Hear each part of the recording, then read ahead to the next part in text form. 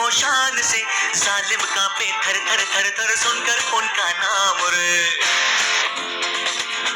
हो कद था उनका छोटा सा और सरपट उनकी चाल रे, दुबले से पतले से थे वो चलते सीना तान गे।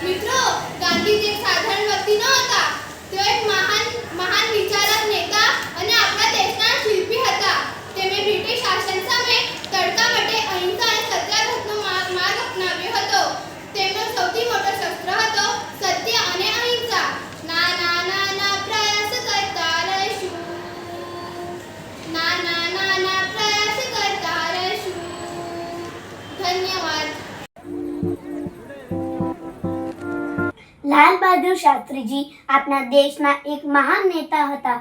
તેઓ ભારતના બીજા વડાપ્રધાન હતા. તેમનો જન્મ 2 ઓક્ટોબરના રોજ થયો હતો. આ દિવસે આપણે તેમની જન્મ જયંતિ તરીકે ઉજવીએ છીએ. શાસ્ત્રીજી ખૂબ જ સાચા અને ઈમાનદાર વ્યક્તિ હતા.